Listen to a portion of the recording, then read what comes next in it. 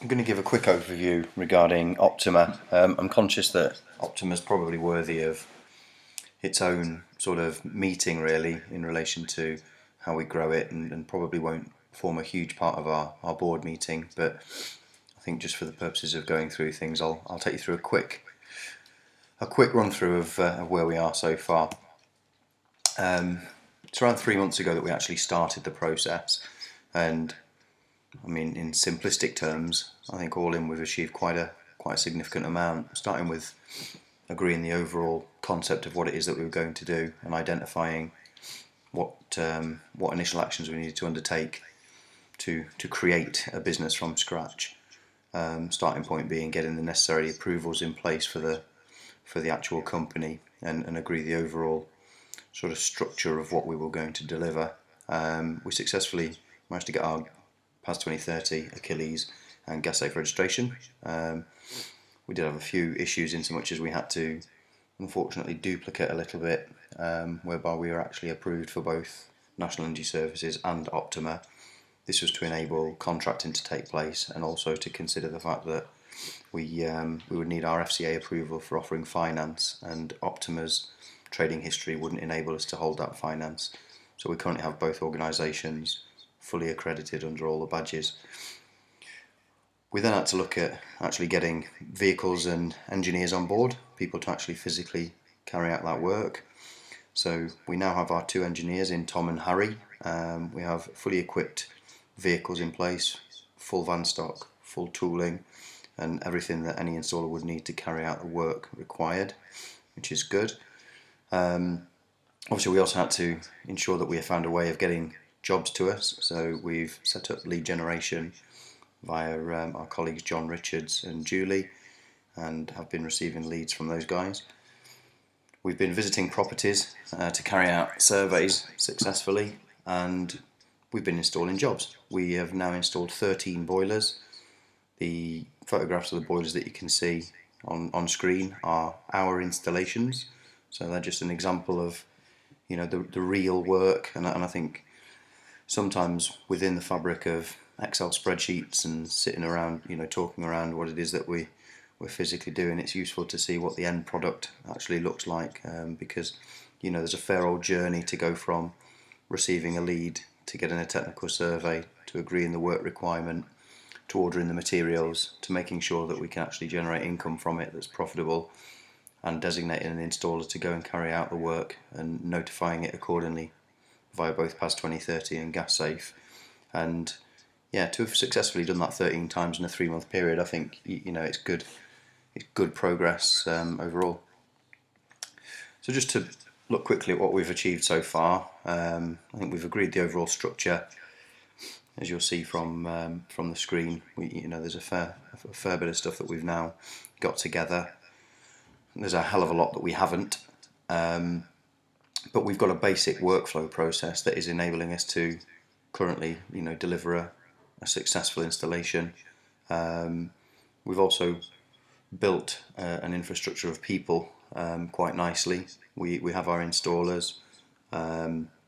We've got Samantha, who's doing a fantastic job sort of administering the sales process as a whole, which has proven to be probably a bit more difficult than any of us anticipated, actually. Given the eco market, you find that every single job that we look to install involves a lot of phone calls and a lot of communication, particularly because a lot of our marketplace seems to be driven by the Asian landlord market, and we're finding that quite often those landlords might well be over in India, or if they are over here, many of them don't speak English, which means we then need to liaise with a cousin or a friend who can sort of interpret the information that we're trying to get across, so we can get the work carried out. So that's been a bit of a challenge, but one that, broadly speaking, we're sort of overcoming. But there's no question that the eco market is a very complicated one. But we are progressing. The other big part of the eco environment is the simple fact that there's just a huge amount of paperwork. I mean, as you can see here, there are a fair few documents, and each of those aren't one pages. I mean, many of those are 5, 6, 7 and 8 pages a piece. and this is a document system for each and every single job that we create that has to be fully filled in appropriately, accurately, and because they go through a huge amount of compliance, not just at our end, but also by our own eco trading team, and then subsequently by whichever energy company is reviewing it. We need to make sure that every one of those documents is absolutely spot on. And I mean, I suppose an example of the level of accuracy would be that, you know, if you've got a Mr. Tom Jones whose work carried out in their property, and we've put Tom Jones on the top of one of the documents, and any of those other documents that might say Mr. T Jones will get kicked back. It won't be deemed as being accurate enough, and we would have to rewrite it. So our attention to detail in this area is pivotal to ensuring that we can actually get paid for the work that we're doing.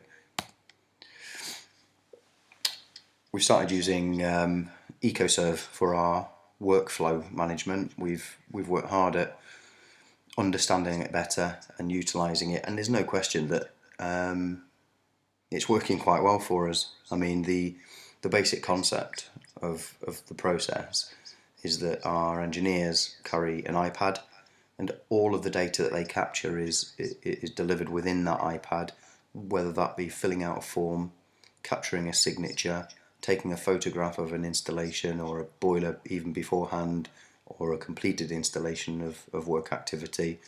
All of that evidence captured electronically is certainly making the process a lot slicker than trying to get 15 separate pieces of paper out of a gas engineer, which for the number of jobs that we're doing would prove to be very complicated. So it's actually quite a good tracking system. We're also using the system to manage our calendar and work activity of the engineers.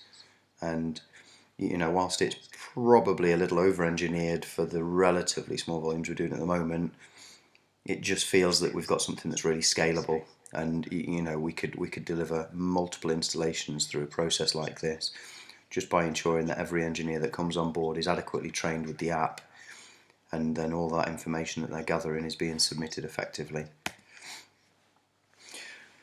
Moving forward, there's a lot to do, and it's of course against the backdrop of an eco discussion that we'll no doubt be having as part of the board meeting, and you know, and decisions will need to be made in relation to that. But on the basic premise that post June we won't have any eco funding, there is no question that our absolute priority for Optima in the immediate future is to look at really concentrating on driving our able to pay work activity. It's far from being exhausted, this, and needs more work, but there are a lot of things that we do need to do in the May period, not least of which is probably just to finalise what our brand is, get it on the vans, put together our finance sort of operation and the finance options for customers, get ourselves into our unit, which I think will sort of make things a lot easier regarding the logistics of our boiler installation activity. You know, we've had a few instances where we've had to stick a boiler in one of our engineers' front lounge in order that they can then get it ready for the next day, because we've got nowhere to put the old boiler, which is of course it's really good of our engineers to do it, but you know, clearly not a sustainable model. But we've got our unit now, and I know that this week we're going to start trying to map out exactly where we're putting everything. We need to get the guys in their uniforms. We had a bit of an incident last week where there was a bit of confusion over where we'd actually come from, and it created confusion between a landlord and a letting agent, and yeah, just a breakdown in communication. But I think but branding will help us overcome that, just making sure that it's very clear where it is that we've come from. I think we need to get another installer as well, so you know, and I am working on that. We probably need to start adding some pages to the website. You know, we've got a holding page, but we just need a little bit more relating to that. And then come June time, I think we've really got to start the process of the heavy marketing around getting ready for able to pay jobs in July. So I've been thinking that some sales training might be useful. I've spoken to a couple of guys that have been involved in training the likes of Mark Group. I don't know if that's necessarily a good thing, but also Everest and other organisations with a view to selling boilers, and I think that would be useful for us. We've got our eco jobs, so we do have eco jobs to do, so we need to keep our focus on making sure that we deliver those. And we need to start the marketing in order that we can get around some properties and start surveying and quoting against the able to pay jobs, because it will be our quotation activity within the June period that is going to feed our pipeline for installs in the July period. And given that we're already halfway through May, it's something that we need to get kick-started pretty soon. And then come July, we've got to start ordering and installing our able to pay jobs. That's it really from me. Just purely an overview. As I say, I'm sure that we'll have a separate meeting around Optima. But yeah, feel free to raise any questions that you might have during the board meeting if you want to discuss anything.